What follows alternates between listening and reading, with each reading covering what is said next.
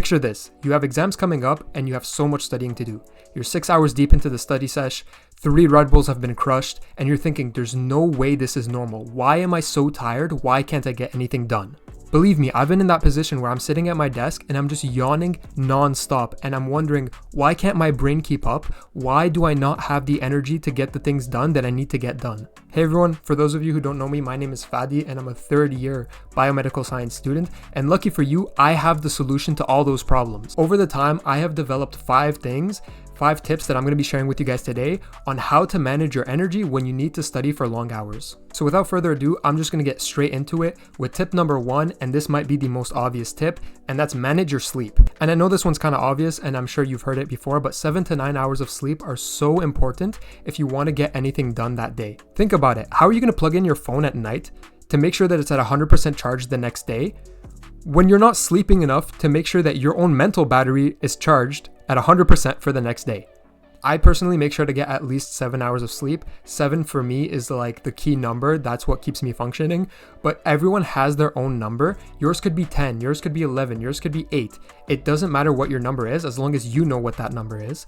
And from there, build the habit of sleeping consistent amount of hours every single night. For example, me, I like to take a hot shower at least an hour or 2 before bed. It just gets my body de-stressed and relaxed, and that way my body knows that soon we're gonna go to sleep. So whatever your nighttime routine entails that helps you get sleepy and get ready to go to bed, make sure to do that consistently at consistent times every day. Now that obvious one is out of the way, I'm gonna get straight into number 2, and that's building a routine. Because yes, 7 to 9 hours of sleep is optimal and it is best, but without a routine, those hours won't matter. Building a routine should consist of knowing at what time of the day are you going to be studying.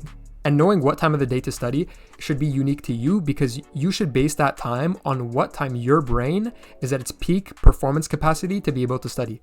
Over the time with lots of trial and error, I found that my brain is at its peak focus hours from 9 a.m. to 1 p.m. And I know that time sounds super random, but I'm telling you it is very unique to you because everyone is built differently.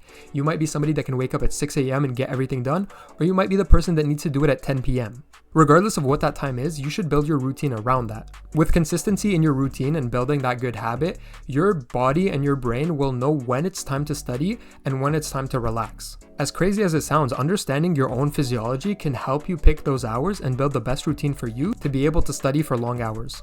Now, number 3, and this one's a little bit hard to talk about, but manage your caffeine consumption. Because I know during final season, you're crushing 3 Red Bulls a day, your brain is wired in, you're getting the most work done you've ever got done in your life. And if you know me or you've seen my day in the life video, you know that I make a French vanilla every single morning when I go to school.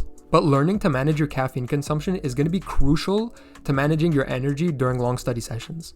Now, research shows that the maximum amount of caffeine that you should consume in a day is 400 milligrams, which is the equivalent of 4 to 5 cups.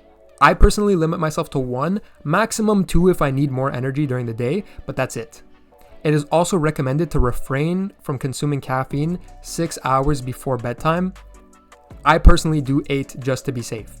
And the reason I'm saying this is that having too much caffeine can get you super jittery, which will inhibit your focus. Consuming too much caffeine, especially in that window before bedtime, will interfere with your sleep.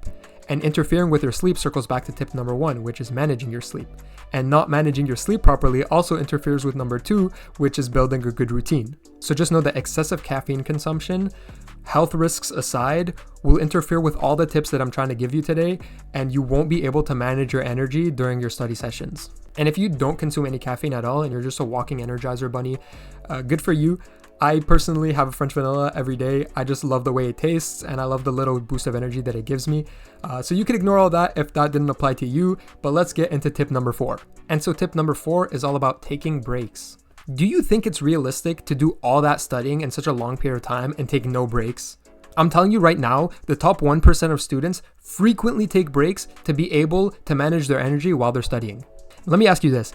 If you're an athlete, have you ever gone to practice and ran for 2 hours straight and not taking a 5-minute breather?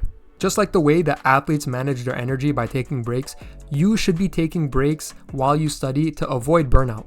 Because if you keep filling your brain with information, eventually it's gonna pop. And if you just let it take breaks every now and then, it can cool down and be less likely to pop. And I know that's a funny analogy, but you have to understand that taking breaks is crucial. What I personally do when I take breaks is I just go away from my computer. I don't even look at my phone. I just don't want to look at a screen at all for the time being. And I just walk around. Maybe I'll refill my water. Maybe I'll get more snacks. I just like to walk around, get blood flowing through my system, get my heart rate to increase. That way my energy kind of gets restored, blood gets moving, and then you can get back to it. Okay, now last but certainly not least, tip number 5, which is the most important to me, something that took me so long to figure out, but when I did, it changed my life, and that's managing your food consumption. If you're like me, eating too much throws you into a food coma. And that food coma is the number one problem for me when it gets to sitting back at my desk and doing some more work. I will sit there like a zombie, so groggy, and I just want to take a nap, and it will prevent me from doing anything else. Research shows that if you want to avoid these food comas, you need to avoid meals that are rich in fats and carbs.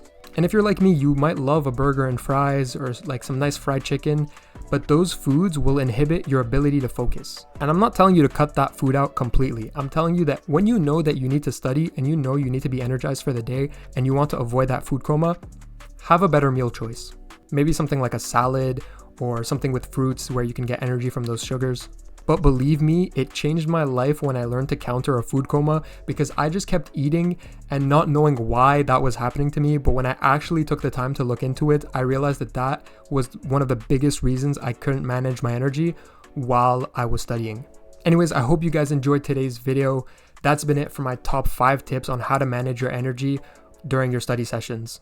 I just wanted to take a moment to thank you guys for all the support that you've been showing me on my last couple of videos. We're at 18 subscribers now, we're almost at 20, and that's more than I could have ever possibly imagined. If you've watched my previous videos, you know that my goal was only to help a handful of people, and now knowing that almost 20 people, I can't even picture that. Like, imagine in my small room, there was 20 people here watching me, listening to my advice. That's just crazy. But anyways, if you did enjoy this video, let me know by dropping a like and comment down below if there's any more tips that I can help you guys out with. But as always, besides that, it's been your boy Fadi, and I'll catch you in the next one. See ya.